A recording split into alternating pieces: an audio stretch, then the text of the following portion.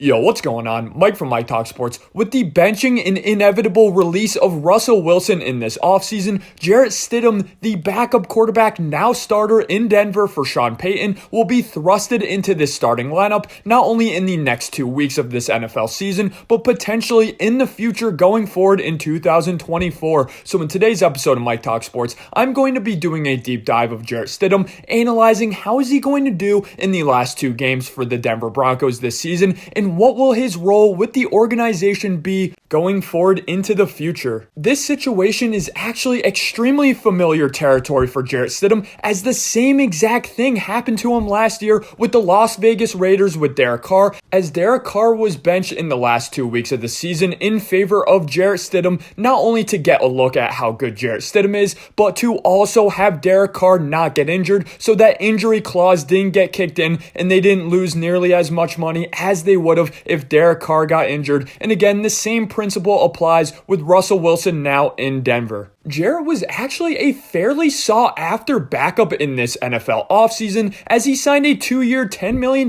deal with Denver. That's a pretty substantial contract for a backup quarterback, and even though he did go 0-2 in last season's performances, he did face the 49ers and the Chiefs, 2 of the top 4 finishing teams in last year's NFL season. And boy, did he absolutely ball out and put the NFL on notice in his performance against the 49ers in his first performance really in his NFL career. He went 23 for 34 with 365 yards, 3 touchdowns, and 2 interceptions with 34 rushing yards on top of that in an extremely thrilling 34-37 loss. And then in the next week, he didn't have nearly as much success versus the Chiefs, as they did lose 31-13 in this game. Jarrett Stidham went 22 for 36 with 216 yards, 1 touchdown, 1 interception. He did add 50 rushing yards, but he also did have a fumble lost in this game. So other than some of the contractual issues, what is the mindset behind Sean Payton believing Jarrett Stidham might give the Denver Broncos a better chance to succeed over Russell Wilson? Well, Jarrett Stidham is expected to have one attribute that is better than Russell Wilson, and this of course has been the weakest attribute of Russell Wilson's entire career, dating back to his days at Wisconsin and even in Seattle, of course, and this has been such a significant issue with the Sean Payton offense, and it is the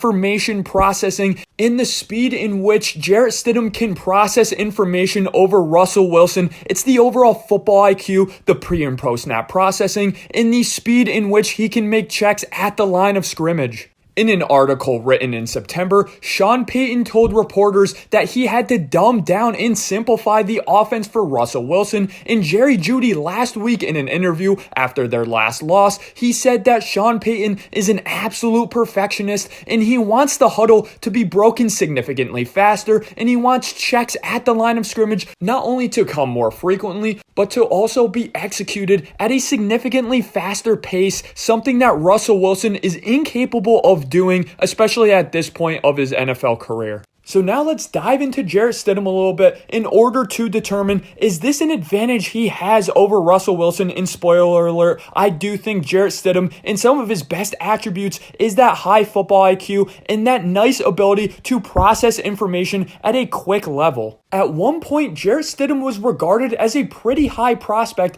and a potential 1st to 2nd round pick, but of course he fell into the 4th round of the 2018 NFL Draft to the New England Patriots. So what happened? Now, Jarrett Stidham has a history of being an extremely confidence-reliant, confidence-based quarterback. What do I mean by that? In 2017 at Auburn, really his first true season as a full-time starter in college football, he was riding high. He had a really nice season. Not only did he beat number 1 seed Alabama, he also beat Georgia in that same season. Despite losing to Georgia later on in that season, he overall had a really nice year 1 as the Auburn quarterback, flashing that high IQ and that high pre and post snap processing. Not only this, but he was given the ability and the liberty of making significant checks at the line of scrimmage, which is something that's somewhat rare out of a first-year starter in college football. In 2018, though, it all fell apart for Jarrett Stidham. He really didn't have a great year. He lost his star running back, in which they significantly relied upon in 2017, in Kerryon Johnson, who had almost 1,400 yards and 18 touchdowns in the year before. And as they really couldn't rely on the run game in 2018 and had to rely on Stidham, he somewhat struggled in a shaky up and down 2018 season. Something that always makes me really confident in a quarterback's overall football IQ, in his ability to grasp a playbook quickly and overall process information at a quick high level, is if a head coach goes from one situation to another and he really wants his backup quarterback to follow him to his next destination. This is exactly what happened with Gardner Minshew, going from Shane Steichen's offense in Philadelphia to Shane Steichen's new offense in Indianapolis. And this, of course, happened to Jarrett Stidham as well, following Josh McDaniels from the Patriots to the Las Vegas Raiders. So what is to be expected out of Jarrett Stidham in these last two games of the season against the Chargers and the Raiders? So Jarrett Stidham, guys, really reminds me of Jake Browning, not only from a mental perspective, but from a physical perspective as well. He really can make all the throws on the field, and even though he doesn't have above average athleticism or arm talent, he does have sneaky athleticism and a sneaky ability to consistently extend the play, not only within the pocket, but outside of the pocket as well, being that dual threat quarterback going into college and coming into the NFL as well. He's also extremely tough. As you guys could tell in this video, he will hang in the pocket and take absolutely huge hits. Now, here's where I honestly start to get a little bit nervous for Jarrett Stidham, not only analyzing his tape from last season, but projecting him going into this season as well in the last 2 weeks of the season against the Chargers and the Raiders.